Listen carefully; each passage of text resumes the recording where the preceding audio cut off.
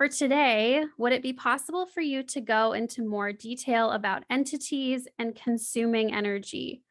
For instance, I know someone whose energy started out clear, but now there is a distortion, and this person tends to consume others' energy, but doesn't know it or wouldn't say that it happens.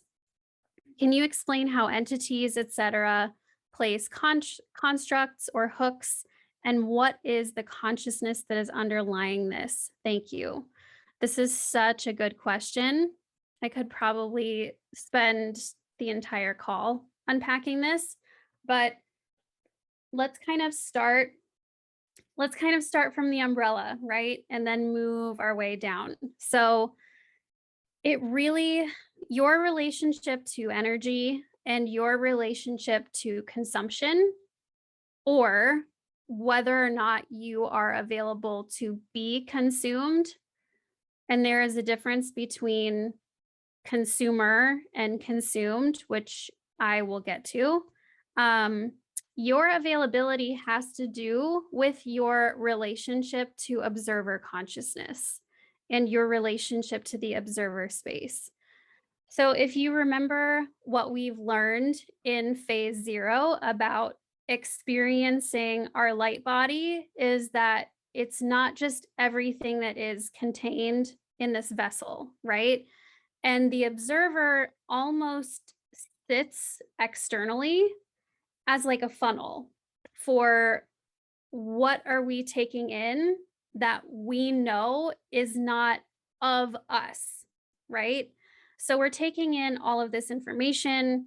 We are, taking in different beliefs or different constructs or whatever it is, right? And the observer is able to look at all of that stuff and say, this is not your identity because your identity is of source, right?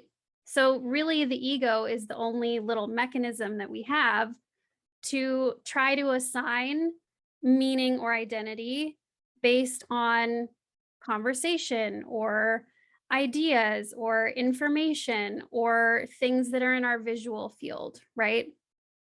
So, your direct relationship to how you perceive observer consciousness will dictate whether or not you are available to be consumed energetically, right? Like I said, I'll go into consumption in a little bit, but let's talk about this idea that there are entities, there are lower vibrational constructs, there's lower vibrational forces that their only aim is to consume. And the reason why is because they do not have a connection to anything outside of ego, right? So ego is a very like it's a very 3D based construct. There's all sorts of stuff that I could say about how it impacts our quantum consciousness, right? But for this discussion, let's just talk about ego in the 3D sense. So, when we think about ego, the number one thing that comes in is identity and judgment. So, all of our little fragments of identity are dictated by what we believe to be right and wrong or good and bad, right? So our inner critic is really what sits on the throne of ego and says, yes, this is something that I want to take on board. No, this is something that I don't want to take on board. This person's great. This person's evil. This person's a jerk. La, la, la, all that stuff, right? So when you are primarily driven by ego, you are more open to be consumed, to be energetically consumed.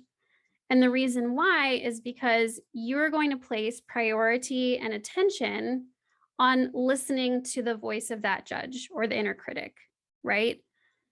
So we're completely bypassing our ability to step back and say, there is more to me than this. There is more to this situation than this. one way that I would encourage you to think about it is like how we're made up of like all these tiny little atoms, right? We don't walk around looking at other people and saying like, "Oh, this person is comprised of 48 billion atomic structures and all these elements and blah blah blah," right? The only reason why we know this is because we have been able to study matter and particles and energy to a very finite level, right? So we have this new sense of awareness of what we are constructed of. And we know that the basis of that is energy.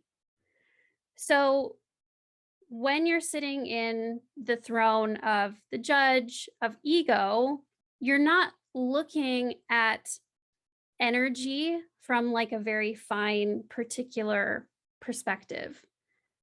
You're looking at energy in terms of cause and effect. So, how does this person's action or thought or judgment or whatever, how does it impact me? And vice versa, how can I impact them in order to get what I want? So, my point being, in this mechanical structure,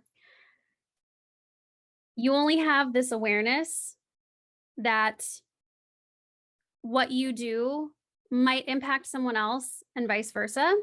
You don't have the awareness that your actions are not your identity, right? And that's information.